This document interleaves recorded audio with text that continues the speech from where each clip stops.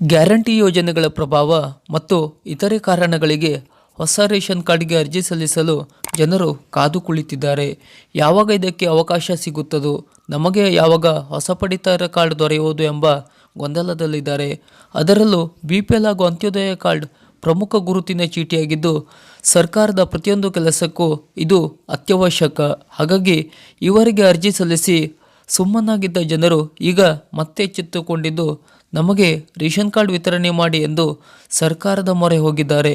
ಕಳೆದ 2.5 ವರ್ಷಗಳಿಂದ ಹೊಸ ಪಡಿತರ ಕಾರ್ಡ್ಗೆ ಅರ್ಜಿ ಸಲ್ಲಿಸಿದ್ದ ಸಾಕಷ್ಟು ಜನರಿಗೆ ಕಾರ್ಡ್ ವಿತರಣೆ ಮಾಡುವ ಬಗ್ಗೆ ಸರ್ಕಾರ ಚಿಂತನೆ ನಡೆಸಿದ್ದು, ಈಗಾಗಲೇ ವಿವಿಧ ಕಾರ್ಯಕ್ರಮಗಳಲ್ಲಿ ಆಹಾರ ಇಲಾಖೆಗೆ ಸಂಬಂಧಪಟ್ಟ ಅಧಿಕಾರಿಗಳು ಸದ್ಯದಲ್ಲೇ ಹೊಸ ರೇಷನ್ ಕಾರ್ಡ್ ವಿತರಣೆ ಮಾಡುವುದಾಗಿ ಭರವಸೆ ನೀಡುತ್ತಾ ಬಂದಿದ್ದಾರೆಯೇ ಹೊರತು ಎಲ್ಲರಿಗೂ ಕಾರ್ಡ್ ವಿತರಣೆಯಾಗಿಲ್ಲ. ಮತ್ತು ಈಗಾಗಲೇ ಸಲ್ಲಿಕೆಯಾಗಿರುವ ಲಕ್ಷ ಅರ್ಜಿಗಳ ಪರಿಶೀಲನೆ ಕೂಡ ಪ್ರಗತಿಯಲ್ಲಿದೆ. ಸದ್ಯದಲ್ಲಿ ಹೊಸ ಪಡಿತರ ಕಾರ್ಡ್ಗೆ ಜಿಲ್ಲಾವಾರುದಂತೆ ಸಮಯ ನೀಡಿ ಅವಕಾಶ ನೀಡುವ ಸಾಧ್ಯತೆ ಇದೆ. ಇನ್ನು ತಿದ್ದುಪಡಿದಾರರಿಗೆ ಈಗಾಗಲೇ ರೇಷನ್ ಕಾರ್ಡ್ ಇದ್ದು ಅದರಲ್ಲಿ ಹೆಸರು ಸೇರಿಸಿಕೊಳ್ಳುವುದು, ಅಡ್ರೆಸ್ ಚೇಂಜ್ನಂಥ ತಿದ್ದುಪಡಿಗೆ ಈ ಹಿಂದೆ 4 ಬಾರಿ ಅವಕಾಶ ನೀಡಲಾಗಿತ್ತಾದರೂ ಆಹಾರ ನಾಗರಿಕ ವೆಬ್ಸೈಟ್ನಲ್ಲಿ ತಾಂತ್ರಿಕ ದೋಷದಿಂದ ಸಾಕಷ್ಟು ಜನರಿಗೆ ತಿದ್ದುಪಡಿ ಮಾಡಲು ಸಾಧ್ಯವಾಗಲಿಲ್ಲ. ಮತ್ತೆ ತಿದ್ದುಪಡಿಗೆ ಅವಕಾಶ ನೀಡಲಾಗಿದೆ ಎಂದು ಹೇಳಲಾಗುತ್ತಿದೆ. ಆದರೂ ಅಧಿಕೃತ ಮೂಲಗಳಿಂದ ಯಾವುದೇ ಮಾಹಿತಿ ಇಲ್ಲ.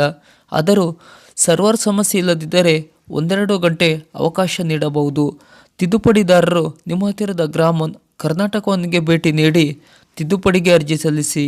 ಇನ್ನು ತಿದ್ದುಪಡಿಗೆ ಬೇಕಾಗಿರುವ ದಾಖಲೆ: ಹೊಸ ಸದಸ್ಯರ ಸೇರ್ಪಡೆಗೆ ಜನನ ಪ್ರಮಾಣ ಪತ್ರ, ಮರಣ ಹೊಂದಿದ್ದು ಹೆಸರನ್ನು ತೆಗೆಯಲು ಮರಣ ಪ್ರಮಾಣ ಪತ್ರ, ಇತರೆ ಹೊಸ ಮೆಂಬರ್ ಸೇರ್ಪಡೆಗೆ ಅವರ ಆಧಾರ್ ಪ್ರತಿ, ಪ್ರಸ್ತುತ ವಾಸದ ವಿಳಾಸ ಪುರಾವೆ ಜೊತೆಗೆ ರೇಷನ್ ಕಾರ್ಡ್ ಪ್ರತಿ, ಇವಿಷ್ಟು ದಾಖಲೆಗಳು ತಿದ್ದುಪಡಿಗೆ ಮಾಡಲು ಬೇಕಾಗುತ್ತವೆ.